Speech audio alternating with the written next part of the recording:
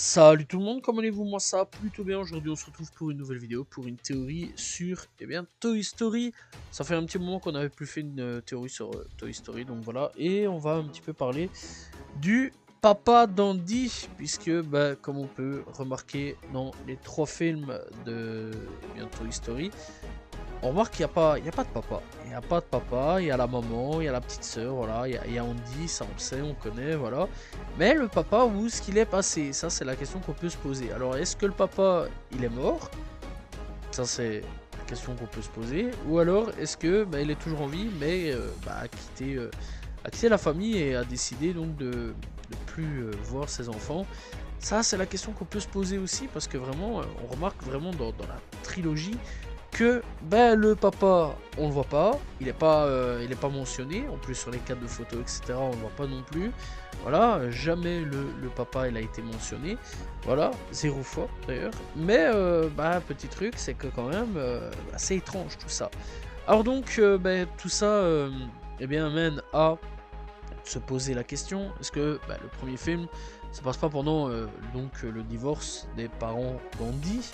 Voilà, alors avec tout ce qui est le déménagement, etc., donc dans les premiers films, donc le déménagement, événement clairement bah, important donc dans l'intrigue de Toy Story, peut être bien donc la conséquence d'un récent bouleversement donc dans la famille, puisque donc on rappelle que ils ont préféré bouger d'une plus grande maison à une plus petite maison. Voilà, du moins c'est ce qui a été dit donc par la maman qui a décidé donc de déménager. À aucun moment donc des 3 films, encore une fois on aperçoit le père de d'Andy. Même 15 ans donc après, quand Andy grandit, etc., dans Toy Story 3. Voilà, et donc on comprend assez vite que c'est la maman d'Andy qui élève donc les 2 enfants. Et dans le premier donc Toy Story donc apparaît un garçon solitaire où on peut très bien imaginer qu'il est perturbé donc par le divorce de ses parents et qu'il trouve un petit peu refuge au niveau donc de ses jouets.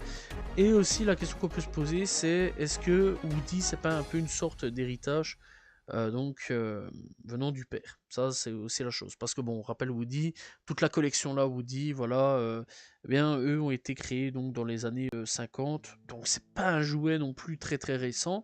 Et donc la question qu'on peut se poser, c'est comme dernier cadeau en style de cadeau d'adieu, c'est que est-ce que le daron a pas donc donné Woody en termes de cadeau d'adieu? Ça peut être intéressant à ce niveau-là. En tout cas, c'est assez dommage, on ne le saura jamais. Ça, faut quand même se le dire, on ne le saura jamais, sauf si peut-être un jour il décide d'en parler, mais en tout cas, on n'en saura jamais rien là-dessus. Voilà, et c'est quand même un point assez intriguant, hein. Voilà, on voit jamais le papa, on n'entend jamais parler du papa, etc., etc. On sait qu'il y a 2 enfants, les enfants, ça se fait pas tout seul. Voilà, et donc du coup, on sait pas vraiment si le papa il est décédé ou quoi au caisse. Peut-être que c'est aussi donc qui est arrivé, hein, donc voilà, que dans l'ensemble, le papa il est parti travailler ou quoi au caisse, il a eu un accident ou même un infarctus ou quoi au caisse, hein, voilà, il peut tout arriver. Et soit le papa est décédé, et donc comme dernier cadeau, comme dernière chose pour garder, voilà, au niveau héritage, parce que bon, parfois il y a des gens, ça supporte pas trop d'avoir des objets, voilà, ils préfèrent les vendre, etc. Et donc comme dernier truc, dernier souvenir, c'est Woody qui reste, voilà. Et dans l'ensemble, ils ont préféré, parce qu'il y a trop de souvenirs, ça aussi il y a des gens comme ça qui préfèrent déménager, parce que trop de souvenirs avec leurs compagnons ou leurs compagnes, donc voilà, et donc préfèrent déménager, et ça c'est fort possible. Après c'est très sombre hein, quand même, mais c'est fort possible aussi, et c'est pour ça qu'on n'a pas vraiment de mention du papa, parce que trop douloureux, etc. au niveau donc des souvenirs. Bref, en tout cas c'est une théorie assez intéressante hein, à ce niveau-là, au niveau de Toy Story. Donc voilà, et c'est la fin donc, de cette petite théorie sur Toy Story. J'espère que vous l'avez apprécié.